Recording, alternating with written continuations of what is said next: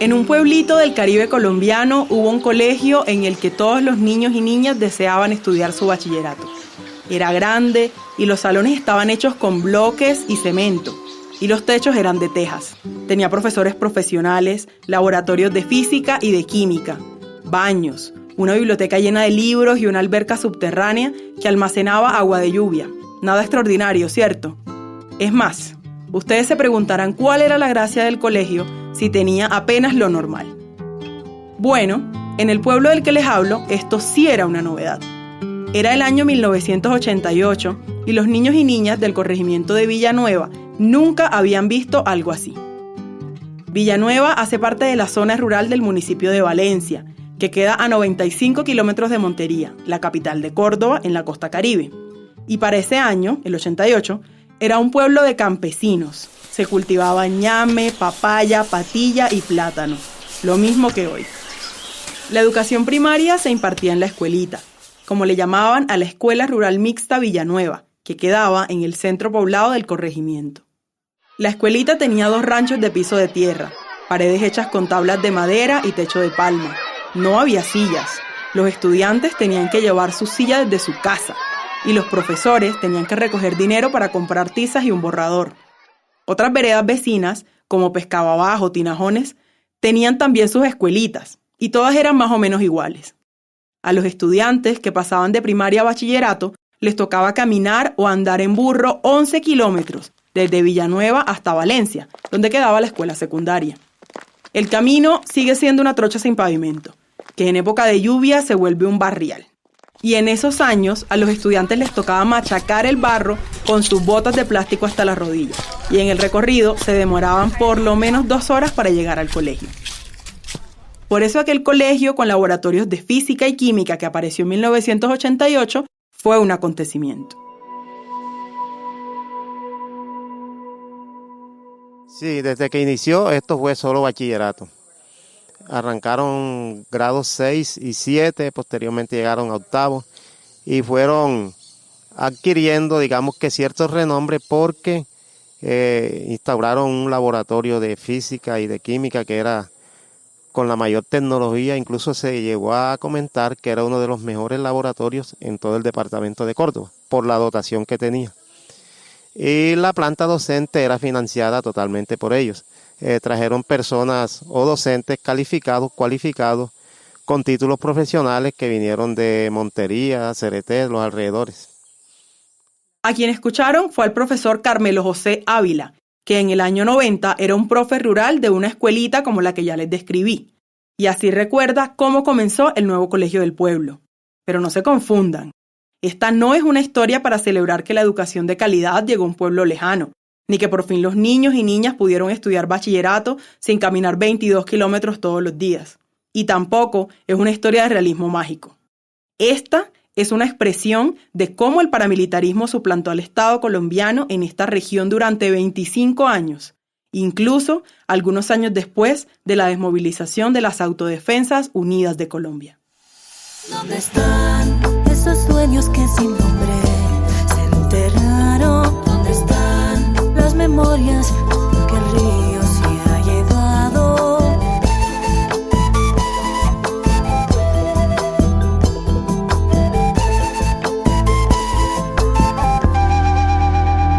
Hilando Memorias. Bienvenidos y bienvenidas a otro capítulo de Hilando Memorias, la nueva temporada de Voces desde el Territorio, el podcast de Colombia 2020 de El Espectador, apoyado por la Embajada de Alemania en Colombia. Les habla Beatriz Valdés Correa y esta vez voy a contarles cómo en Villanueva se quiso imponer una historia a través del colegio que financiaban los paramilitares y cómo resistió la escuelita primaria de piso de tierra a esa influencia paramilitar hasta el día de hoy.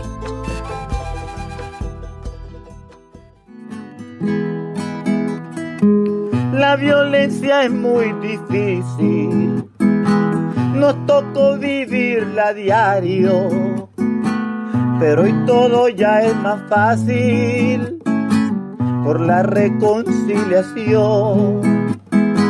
Aunque los recuerdos queden, estamos convencidos que serán olvidados. Bueno, Villanueva fue un corregimiento muy tranquilo, apacible, gente campesina que se dedicaba a la agricultura, al jornaleo. En el año 85 aproximadamente aparecieron los señores Castaño comprando una finca aquí, la finca Las Tangas y la hacienda Jaraguay.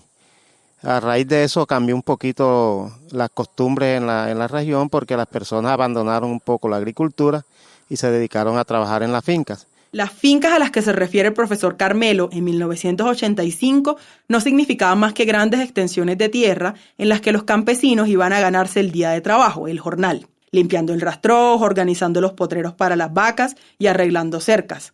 Pero apenas 3 años más tarde tendrían otro significado. El primero de los Castaño que llegó a Villanueva se llamó Fidel.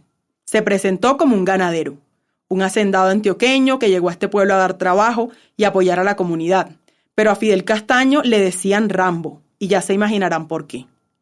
Castaño era un narcotraficante que se adueñó de las tierras de Las Tangas y Jaraguay, y de muchas otras en Córdoba, a donde llegó queriendo bajar su perfil, pues ya era reconocido en Antioquia como un paramilitar. En Las Tangas creó un grupo paramilitar que en ese entonces fue conocido como los tangueros o los mochacabezas, y que más adelante se convertiría en las autodefensas campesinas de Córdoba y Urabá, responsables de más de 5 masacres en 1988 en Córdoba, Urabá y Meta. Inicialmente lo que se decía era que estaban luchando contra las guerrillas, y en Villanueva, a pesar de que no estaban asentadas, sí transitaba la guerrilla de las FARC, sobre todo por la parte del río Sinú, que nace en el nudo de Paramillo y que en su recorrido traza una ruta perfecta para sacar droga, mover armas y personas. Pero Fidel Castaño también fue responsable en ese mismo año de la fundación del Liceo Villanueva, el colegio de bachillerato del que les hablé al principio. Era un colegio privado, pero en el que los estudiantes no pagaban un solo peso. El mito fundacional del Liceo Villanueva es que Fidel Castaño lo creó porque estaba preocupado por la educación de los niños y niñas del pueblo, que para poder terminar el bachillerato tenían que ir hasta Valencia o hasta Montería. Y también porque esa obra le aseguraba una base social importante para su proyecto paramilitar.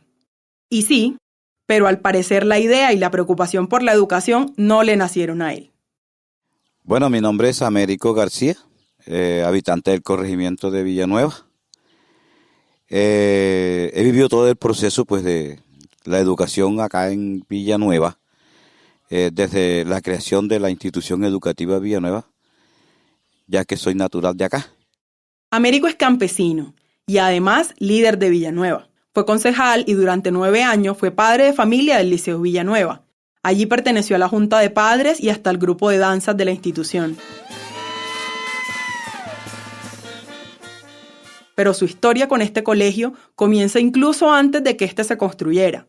En 1988, el hermano de Américo, Luis García, era concejal de Valencia y en su rol como político empezó a gestionar permisos y recursos con la gobernación de Córdoba para que en Villanueva se hiciera un colegio de bachillerato. La historia no está del todo esclarecida, pero al parecer, cuando Luis ya tenía la documentación... Mi hermano como que se le acerca a Fidel Castaño a pedirle que le donara un lote para construir ese colegio. Ahí en esas conversaciones, lo que nosotros no sabemos qué pasó, pero tengo entendido que Fidel le quitó los papeles, la documentación que mi hermano tenía y después lo desapareció. Y él se apoderó de ese proyecto. Mi hermano es desaparecido. Mi hermano lo desaparecieron los Castaños, con su grupo que inicialmente se denominó Los Tangueros, y lo desaparecieron el 26 de noviembre del 88. El colegio, hasta hoy, es reconocido como una obra de Fidel Castaño. De hecho, todavía conserva un pequeño monumento que tiene una placa de cemento que dice Colegio Liceo Villanueva, fundado en 1988 por Fidel Castaño Gil. Pero para Américo, que habla sentado en una silla de la terraza de su casa y rodeado de su cultivo de papaya, la culpa de que los paramilitares pudieran establecerse en el corregimiento es del Estado. Bueno, ellos tuvieron ese colegio una cantidad de tiempo. Aparte de la desaparición de mi hermano y eso, yo le he hecho una gran culpa al Estado colombiano por la falta de presencia estatal. Nosotros no teníamos educación, nosotros no teníamos salud, nosotros no teníamos vías de comunicación. Y al llegar los Castaños aquí, es lo primero que hace. ¿Ya? Suplir las necesidades de nosotros, que nos las tenía que dar el Estado, y los grupos al margen de la ley fue la que nos vinieron a dar eso. Pero claro que eso no fue gratis. La vida en Villanueva se puso bien difícil. Carmelo Ávila, el profesor rural que ya nos habló, recuerda que a partir de ese momento pues se quedaron en la región. El señor Castaño empezó a poner su cuota de seguridad, muchas veces con hombres armados en la carretera, que aquí no podía entrar toda persona desconocida. El que no era conocido, muchas veces si no tenía quien lo conociera, si no tenía quien lo respaldara, desaparecía. el líder Américo García también habla de ese control. La libre movilización. Nosotros aquí llegó un término que nos mandaban a acostar a las 6 de la tarde y teníamos que acostarnos a las 6 de la tarde porque era prohibido. A cualquiera lo podían matar o desaparecer si alguien lo señalaba de ser guerrillero o auxiliador de la guerrilla. Y mientras tanto, el colegio estaba en auge. Tenía un restaurante escolar, una biblioteca bien dotada, laboratorios en los que estaba todo lo necesario, e incluso el colegio les daba el uniforme a los estudiantes nuevos y las familias no tenían que poner un solo peso. Además, compraron un transformador de luz eléctrica únicamente para el uso del colegio y una planta de combustible porque el servicio de energía en el corregimiento era más bien inestable. Este es el testimonio de Eber Segura López, egresado de la primera promoción del Liceo Villanueva y actual maestro de la institución educativa Villanueva, la escuelita. En este pueblo se vio que, por decir algo, cualquiera se enfermaba y recurría era directamente, bueno, vamos a la finca y que nos ayuden, nos presten un carro, nos den para la medicina, y eso se veía aquí, y con eso se fueron ganando la comunidad, y llegaban sus hombres, llegaban uniformados, con armas largas, y uno no le prestaba atención a eso, como normal, como tú estar ahora mismo con la policía, con el ejército. En ese momento el Estado que mandaba era eso, la autodefensa. Eber recuerda muy bien cómo fueron sus años de estudiante del liceo. Bueno, ¿qué te digo? Estaba en ese momento cuando yo llegué aquí, lo que sí sabía uno que era, los profesores tenían como una disciplina muy rígida. ¿En qué sentido? Por decir algo, si se decía que se entraba a la institución a tal hora, a esa hora se entraba, y el que no llegaba a esa hora no podía entrar. Si tú llegabas a la hora no indicada, pues no entrabas. Y si te rebelabas contra alguno de los docentes, ya ibas a tener problemas con la parte administrativa de la institución.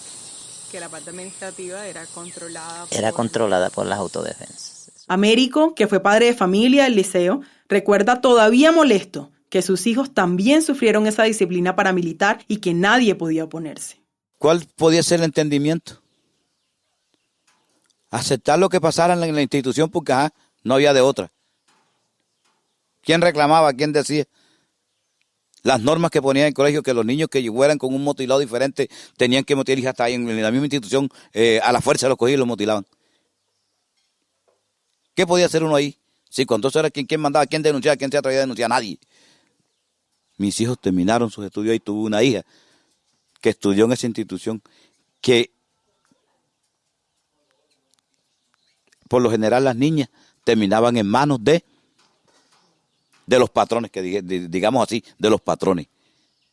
Y yo, gracias a Dios, a esos valores que yo le inculqué a mis hijos, ni los varones terminaron en manos de los grupos al margen de la ley, ni mi hija tampoco. Además de esa disciplina arbitraria que menciona Américo, los profesores tampoco tenían libertad de cátedra, así como lo menciona el libro Villanueva, otra historia, tejiendo paz y reconciliación desde la educación y la búsqueda de la verdad. Lo cierto es que muchas temáticas y reflexiones no se podían tocar, o al menos profundizar, pues a fin de cuentas el colegio era un lugar en el que los Castaños impartían sus ideales, y los docentes no podían desviarse de lo que querían los patrones del colegio. Es más, el control de los paramilitares sobre el colegio era tal que no era necesario que se le dieran instrucciones amenazantes a los docentes de sociales, como sí ocurrió en otras escuelas de Valencia. Ese control se complementaba con una serie de incentivos para los estudiantes, que en su mayoría tenían pocos recursos económicos. Aquí nuevamente el profe Eber, que terminó sus estudios en el liceo. Había como unos incentivos, por decir algo. Aquí el colegio hacía unas excursiones para visitar unas ciudades como era Barranquilla, Cartagena, Santa Marta, y visitar todos esos sitios como históricos, ¿ya? Por ejemplo, yo fui de la primera promoción y yo logré, por decirlo así, 2 excursiones de esas. ¿Qué le garantizaban a uno? Que uno fuera disponible para esa excursión. No tenía uno que pagar nada. Los buses, la alimentación, la estadía, la recreación que teníamos allá, los sitios donde íbamos a visitar, eso uno no pagaba nada, eso lo pagaba directamente la organización de los castaños. El Liceo Villanueva era un colegio privado, pero en el que los estudiantes ni sus padres pagaban. El modelo en un principio era simple. Los castaños lo financiaban a través de una organización fachada que tenían, que se llamó Funpascor, una fundación que al tiempo usaron para despojar miles de hectáreas de tierra en la región, como lo prueban decenas de sentencias administrativas y penales. Y aunque la gobernación tenía clarísimo quiénes manejaban el colegio, en 1998 lo oficializó como un colegio departamental. Recordemos que el paramilitarismo cooptó la política en Colombia. Pusieron desde concejales hasta senadores. Y años después estalló el escándalo que se denominó la parapolítica. De hecho, en Santa Fe de Ralito, un pueblo que queda camino a Valencia, se firmó en 2002 un pacto en el que los políticos y paramilitares se comprometían de manera conjunta a refundar la patria. Según los informes de la Corporación Nuevo Arcoíris, los parapolíticos estaban promocionando 9 candidaturas a las gobernaciones. Pues 8 de estos candidatos consiguieron su objetivo. Y mucha atención porque se acaba de confirmar la captura de un excongresista condenado por parapolítica. Y mientras tanto, la escuelita primaria trataba de ofrecer educación de calidad a los niños y niñas, que cuando terminaban quinto pasarían a estudiar el bachillerato en el liceo. Pero los paramilitares estaban tan convencidos de la importancia de tener su colegio que impidieron que la escuelita creciera. Para el 97, Villanueva ya había puesto muchos muertos, desaparecidos y desplazados. Y también había puesto muchos jóvenes para la guerra. Enfilarse en las autodefensas era común. Y por eso, pensando en ofrecer algo distinto para los jóvenes, el profesor Doni Carrascal hizo todos los esfuerzos para que la escuelita pudiera ofrecer una telesecundaria. Un modelo mexicano en el que los estudiantes recibían guías de trabajo que debían resolver y enviar de regreso al Ministerio de Educación. En el 97, el profe logró tener 40 estudiantes que decidieron hacer el grado sexto en la escuela pública y no en el liceo. Pero la opción duró poco. En 1999, Don Berna o Adolfo Paz, el comandante paramilitar que quedó tras la desaparición de Fidel Castaño en 1994, mandó a decomisar todo el material de telesecundaria y el profesor Doni fue amenazado. Villanueva y el liceo eran una contradicción constante. La placa con el nombre de Fidel Castaño sigue ahí, y la gente no ha permitido que la quiten. Y cuando uno ve esas fotos viejas de los egresados, ve jóvenes felices en el colegio, felices en la banda de guerra, en los bailes, reinados, y cuánta actividad se hiciera en el liceo. Este es el discurso de una egresada. Estudiar en el Liceo Villanueva era gozar de reconocimiento, porque en esa época fue uno de los colegios más completos, tenían profesores con la más alta experiencia, todas las comodidades que nos dejaron enseñanzas y valores, y nos inculcaron el gran sentido de pertenencia por nuestra institución. No importando cuáles fueran sus fundadores, nos enseñaron el... Pero a la vez, a la gente la estaban matando y desplazando todos los días. Las víctimas veían cómo sus vecinos y amigos se enfilaban en las autodefensas. La gente creyó que en 2003, con la firma del Acuerdo de Santa Fe de Ralito, que es un pueblo vecino, para la desmovilización de las autodefensas, esa historia de conflicto iba a terminar. Pero la desmovilización se extendió hasta 2006 y aún así, en Villanueva, la historia no cambió mucho. En 2010, el paramilitarismo seguía controlando el liceo y gran parte de la vida de la comunidad. Precisamente el tejido social estaba deteriorado a raíz del proceso de conflicto que se vivía en el momento, en ese entonces. Era el 2010, a escasos 8 años de la desmovilización de la autodefensa y el proceso de negociación de Santa Fe de Realito. Llegaba una comunidad que había sufrido esa situación de relación y de tejido social por el conflicto armado. Entonces Acaban de escuchar al profesor Hernando Villegas, que en 2010 llegó al Centro Educativo Villanueva, que era el nuevo nombre de la escuelita, para ser el director rural. Encontró una comunidad fragmentada y en ese entonces había en mi comunidad estudiantil padres de familias resocializados que habían sido sujetos armados anteriormente, hijos de desplazados, hijos de campesinos, población totalmente vulnerable, pero que eran como una descendencia de ese tipo de situaciones que los años anteriores se venían dando. Es decir, había padres y madres de familia que habían sido combatientes de las autodefensas y otros que habían sido víctimas del paramilitarismo. Pero lo que más sorprendió al profesor Hernando fue el impacto de la guerra en los niños y niñas. Entonces los niños y niñas veían el ejemplo de esos personajes. Inclusive cuando yo llegué al CEDUBI, cuando estaba construyendo el PEI, el Proyecto Educativo Institucional, hicimos varias encuestas y varios diagnósticos, y una de las preguntas que se le hacía al muchacho en ese entonces de cuál era su proyecto de vida o qué les significaba a ellos para futuro un buen proyecto de vida. Entonces los muchachos respondían, algunos decían yo quiero ser como Fidel, otros yo quiero ser como Mancuso, yo quiero ser como Don Berna. Los niños querían ser como los paramilitares, porque ese era el ejemplo que habían visto. En los actos cívicos del liceo se mencionaba a sus fundadores y se les hacía homenaje. Y a los jóvenes de la banda les tocaba ir a la finca que servía de centro de operaciones de los paramilitares para enseñarles sus rutinas de marcha a los integrantes de las filas. Pero el profesor Hernando no estaba dispuesto a que los niños y niñas de su escuela siguieran pensando que esa era la única opción. Aunque sabía que no iba a ser fácil convencer a la comunidad de que sus hijos podían tener una educación pública de calidad y libre de actores armados. La gente tenía razón en estar prevenida. Nunca habían visto al Estado en ninguna de sus formas.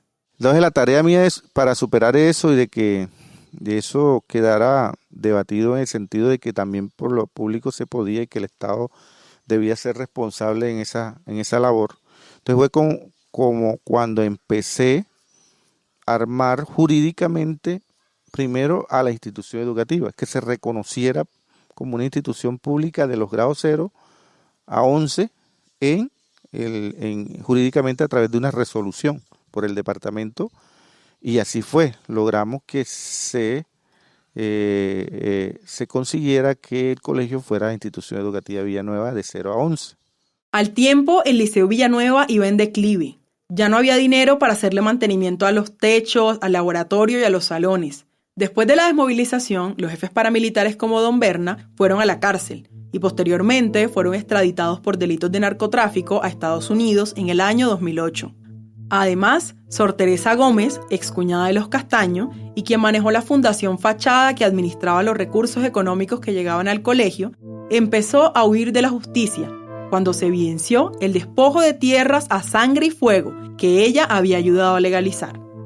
El Estado empezó a financiar la matrícula de los estudiantes del liceo para continuar brindándoles educación, pero en 2013 ya no había recursos por parte de los grupos armados y el liceo fue insostenible. Ese mismo año, los estudiantes del liceo pasaron a estudiar al Centro Educativo Villanueva, la misma escuelita, ¿la recuerdan? La escuelita tenía 2 ranchos de piso de tierra, paredes hechas con tablas de madera y techo de palma. No había sillas. Pero entonces los muchachos se pasaron para allá, para el salón de 8, la institución de 8 aulas y que no tenía baño y que no tenía comedor. Y eso para mí fue otra parte de la historia muy, muy desesperante, estresante, causante de temas de salud, porque no tenía 300, tenía 600 y pico estudiantes. ¿Y cómo hacía? Sin profesor, sin batería de baño, sin restaurante escolar, sin infraestructura donde meterlo. El desgaste que cuenta Hernando Villegas, el rector de la escuelita, fue bárbaro. A los profesores les tocó doblar la jornada para atender a la población de estudiantes en los 8 salones, pero a punta de gestiones, Villegas logró que el alcalde de entonces hiciera arreglos en la infraestructura del Liceo Villanueva, y mientras tanto, él se movió por varios lados.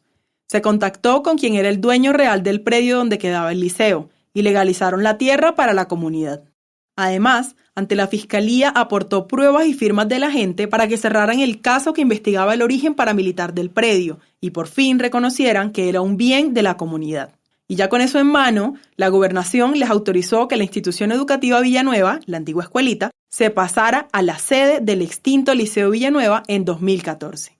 Fue ahí, en ese colegio de 15 salones, con restaurante, baños y hasta auditorio, donde nos sentamos a hablar de cómo la escuelita, que ahora funciona en el antiguo Liceo Villanueva, está trabajando para hacer una escuela de paz.